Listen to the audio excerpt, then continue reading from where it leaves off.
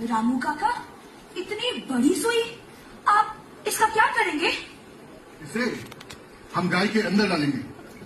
पर इतनी बड़ी सुई, इससे तो गौ माता को बहुत दर्द होगा ना रामू काका? ईशान बेटा, हमें इस गाय का दूध चाहिए। जब तक बच्चा नहीं होगा तो दूध कहाँ से आएगा? क्या सुई के बिना बच्चा नहीं हो सकता? हो सकता है, पर यह आसान तरीका है। पर रामू काका, आपके इस आसान तरीके से गाय को बहुत तकलीफ होगी, उसे बहुत दर्द सहना पड़ेगा। तकलीफ इसे हो रही है, तुझे क्या? इस सुई के अंदर डालते ही 9 महीने बाद ये गाय माँ बन जाएगी और इसका बच्चा निकलेगा। बच्चा निकलते से ही दूध आना शुरू, फिर तुम मजे से दूध पीना और रबड़ी खाना। पर रामू काका, वो दूध तो बच्चे के लिए था। चाहे इंसान हो या जानवर, माँ का दूध तो उसके बच्चे के लिए होता है, तो मुझे कैसे मिलेगा? चलाई बेवकूफ, इस गाय के बच्चे को हम ठिकाने लगा देंगे। चल अब तू घर चल और मुझे अपना काम करने दे।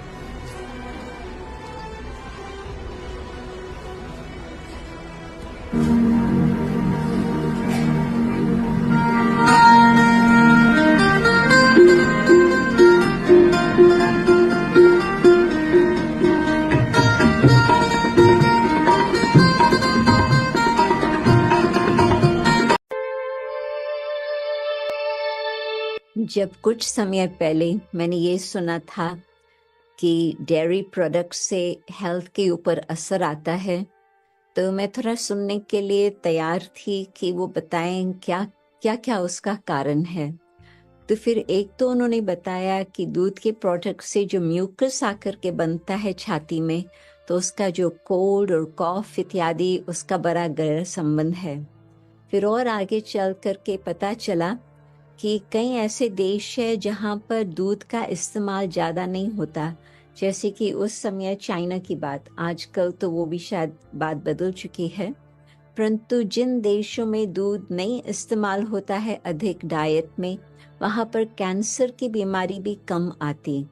तो ये सब बातें मैं सुनती रही भिन्न भिन्न स्थानों से, परंतु फिर वो समय आया जबकि एक 45 मिनट्स की डॉक्यूमेंट्री फिल्म मैंने देखी जिसका नाम था काउस्पिरेसी। तो जब वो बात मैंने देखी तो उससे ये पता चला कि जो लोग कहते हैं कि दूध तो बहुत शुद्ध चीज़ है, श्री कृष्ण भी दूध की चीज़ें खाते रहे, उसको बहुत पसंद आती थी, और फिर साथ साथ घी का मटका या बटर का मटका उसने चोरी की, ये सब कहानियाँ श्री कृष्ण के संबंध में हम भारत में सुनते रहे। परंतु इस डॉक्यूमेंट्री में शायद आज तक भी वो कहाँ पर आप लोगों को मिल सकती, परंतु ये शायद करीब 10 वर्ष पहले की बात है या शायद उससे भी अधिक।